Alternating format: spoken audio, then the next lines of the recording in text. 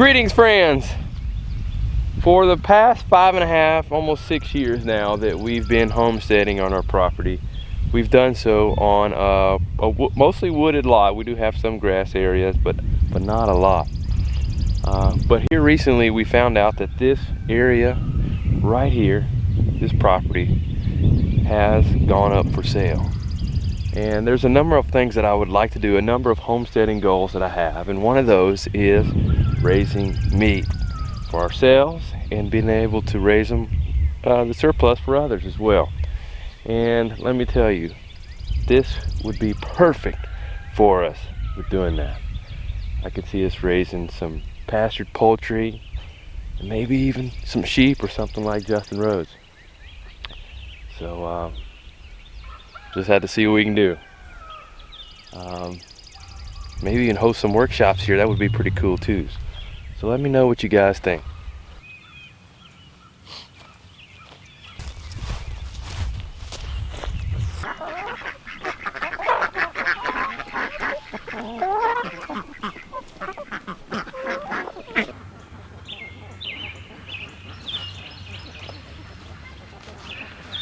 Well, some time ago, somebody asked me, they said, Mike, what do you do about grass and weeds growing up along your fence lines?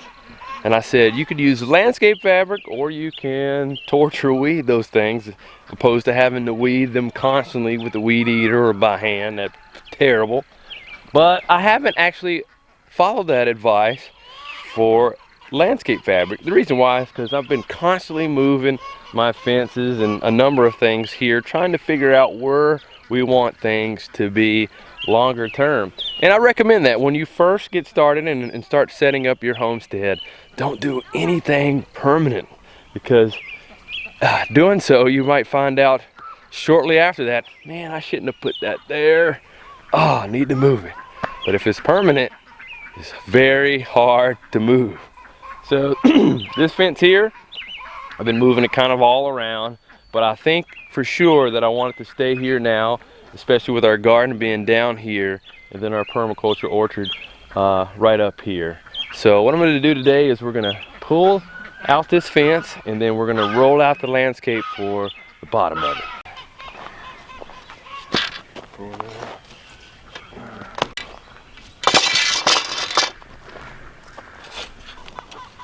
Alrighty, I told you I just do it temporarily.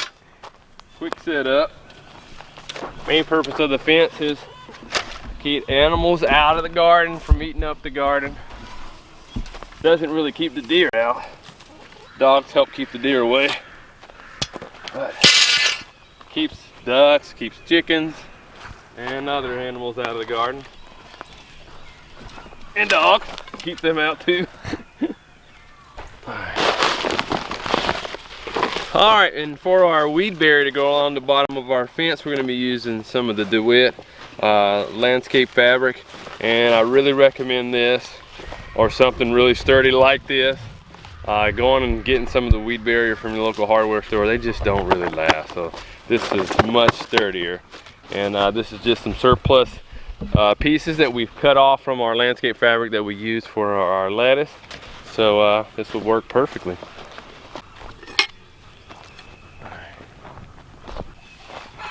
Alrighty, before we put our landscape fabric down, I'm going to use these stakes here with some masonry line. That'll help me lay it down in a straight line, so it's not all waving all over the place. Let's go. Get that there. Go there, just like that. This comes in handy for all kind of projects when I'm laying out and marking my beds and so many other things.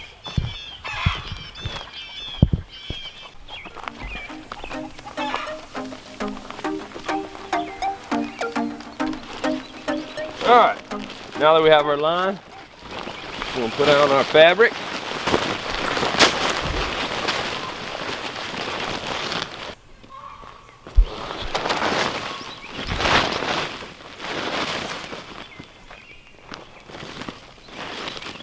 Alrighty, I'm going to use this pin right here to hold it in place. And then our posts will also hold it in place once we get those in. Put it right here as well. And my sidekick has joined me. One of my sidekicks. I thought you were my sidekick. Well, if you can go ahead and straighten this out. Since I'm your sidekick, maybe I should straighten it out. So we're just stretching this out along the line, untwisting it so that way we can lay it down flat and even. I said, okay, boy wonder.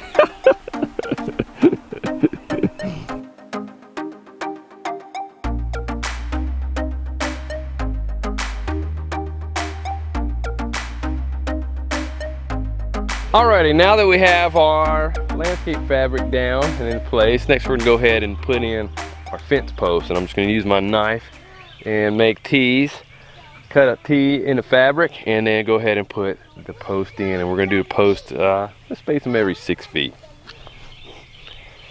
So, sidekick, are you ready to help me out? Can you help me put these in, since I'm Batman? I guess. I'm not the sidekick, you are. You're the sidekick!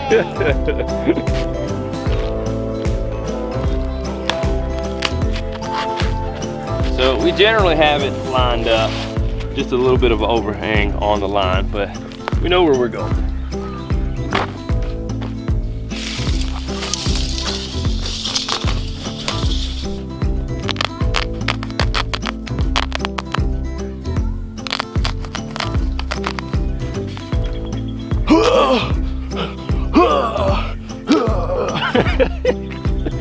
Your eyeballs look like they're coming out when you do that. This just shows how serious I am, Selah. All I gotta do the Batman voice. That just shows how serious I am. Of course, that's what happens. Won't go in. That hard clay here.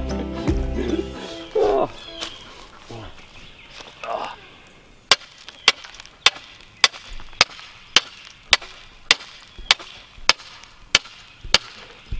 I know, those of you who say, oh, the post hole tapper would be easy, You can do it with a sledgehammer too, and be safe. Just pay attention to what you're doing.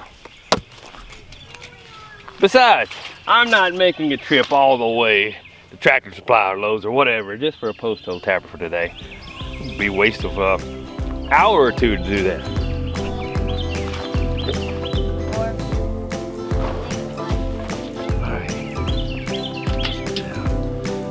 Down to the ground. All right. 6 foot 5.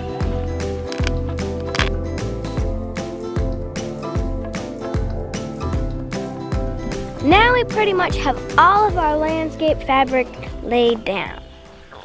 What do we do next, boss? Since I'm the sidekick. I don't know. All right. So what we're gonna do is, I'm gonna take the line, I'm gonna put it on the top sides of the post, so that way we can get them even. Knock it out of the line. There we go. All right, so this will just help us to line up, make sure we're kind of lined up at the top. So it'll be close. Won't be perfect, but it'll be close. And overall, just aesthetically look better. But next we're gonna use the sledgehammer to tap it in. I was somewhat kidding earlier about the post hole tapper, somewhat, because you can use a sledgehammer and be perfectly safe with it. But with having to leave the homestead to go pick it up, it wouldn't be worth it to do it, especially now that I've used a sledgehammer successfully numerous times.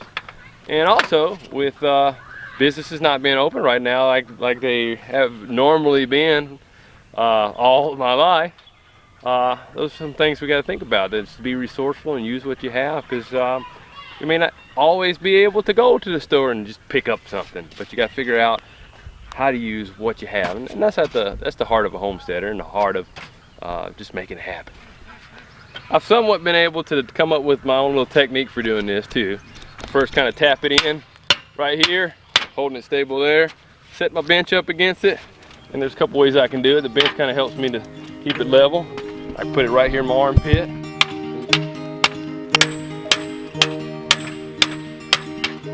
Hammer it in just like that. Or you can go boop, boop, boop.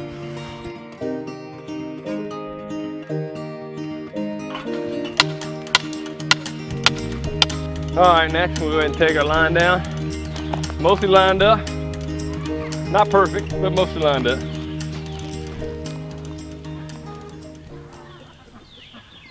At least it won't bother my OCD anymore. Daddy, may I please wind the string up? You sure may. I'm glad you took off that frumpy sweatshirt. You had that frumpy sweatshirt on and made you a little cozy and harder to work, right? Yeah. That's right, sidekick. You need to make sure you have the right gear on so you can work hard. You're the sidekick. All right, as Selah's winding that up, we're gonna go ahead and start putting the fence back on. And our fence is an old fence, and we've had it for a number of years, and it was actually used in for holding horses in at one point, and not from us, but we bought it used on Craigslist. And it's not exactly perfect all around, but it does the job. So we're gonna put it up. All right, so we're just gonna use some wire here. They have hooks that go on these, and I really hate using those hooks. So we're just gonna take some wire, wrap it around. All right.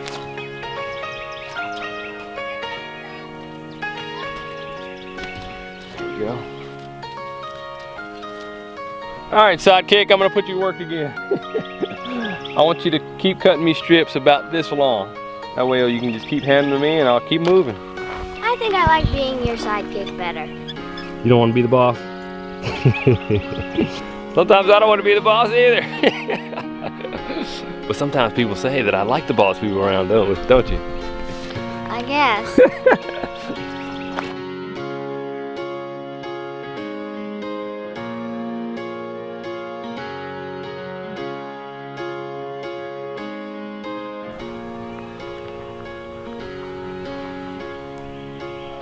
All right, for as many times as this fence has been beat up by the excavator, moved around, jostled around, and whatever else I've done to it, I think it looks fairly nice. So what the plan is for today is we're going to plant cucumbers on the other side of the fence in the market garden area, and the fence will also be a trellis for those cucumbers. In addition to that, I'm going to take some logs that we have from the trees that we've cut down and culling out our permaculture orchard area and put them on this side of the landscape fabric as a natural look transition from the orchard over to the market garden area, and we'll spread some mulch around it as well and try to make it look really nice. So we're gonna keep this thing rolling.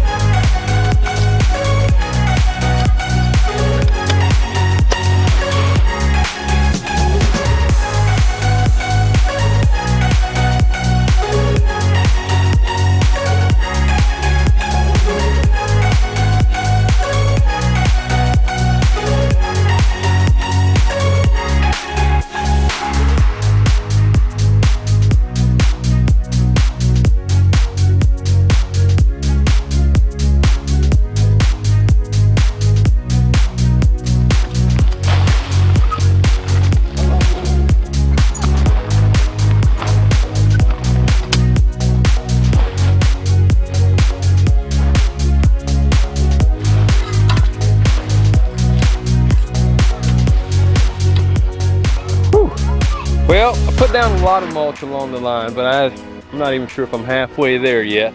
So starting to run out of mulch. Starting to feel it with different businesses being closed down. I actually needed to get my tiller fixed, and they were not sure if they're going to be able to get the party in. So it's one of those things. So I'm also not sure if I'm going to be able to get some mulch anytime soon. So we'll just have to see where it goes. So we're going to try to go ahead and move on to start transplanting the cucumbers now, and Lacie is right here with me. And before we do that, I need to go ahead and singe these areas right here on the edge of the landscape fabric.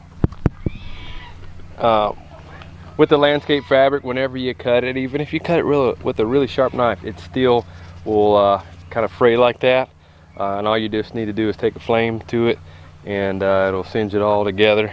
That keeps it from pulling and the strings just messing it up, because it is woven. So we're gonna knock that out, and then we're gonna go ahead and plant these cucumbers.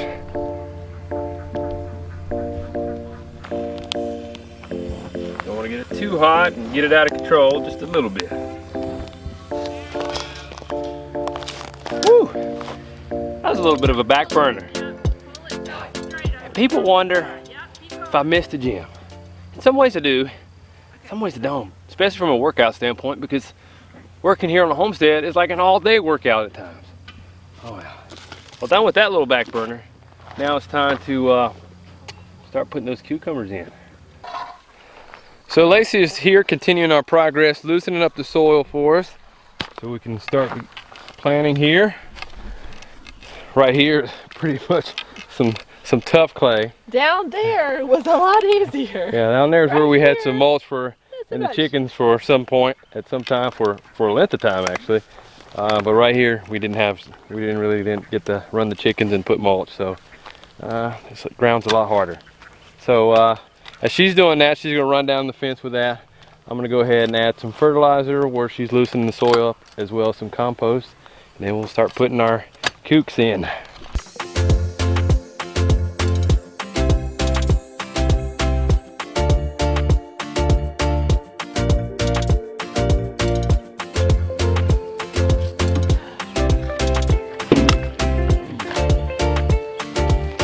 So it's been a long day. We're getting close to wrapping this project up. As you can see here, these cucumber plants definitely need to be transplanted. Here's some roots left over that was coming through the bottom of these cell plugs here. And one of the things I forgot to mention earlier in talking about making a weedless fence is you don't necessarily have to take up your fence to do it. Another thing you could do is, if you already have a pre-existing fence down, you could just put your landscape fabric right up against the bottom of the fence, and maybe you could put something like gravel on top of that. And then if you did have anything shoot up, you could just take a flame weeder or torch and just torch out anything, and you wouldn't hurt the rocks or the landscape fabric. And you could also use mulch too, but it would be you'd have to be a little bit more careful using a flame weeder if you had wood mulch or wood chips down on top of the landscape fabric along your fence line. But we are getting ready to wrap it up, and I'm going to focus because the sun is getting ready to set soon, and I want to get it finished before then. So we'll have to catch up with you next time. So hope you guys are growing. Let me know what you're growing right now. I want to know. I hope everybody is starting to grow something. So we'll see you next time, and as always, be strong, grow on, and live your life without excuses. Doing a great job down there, Josiah. And give Josiah some encouragement, because he's been working really hard too, as well as Selah.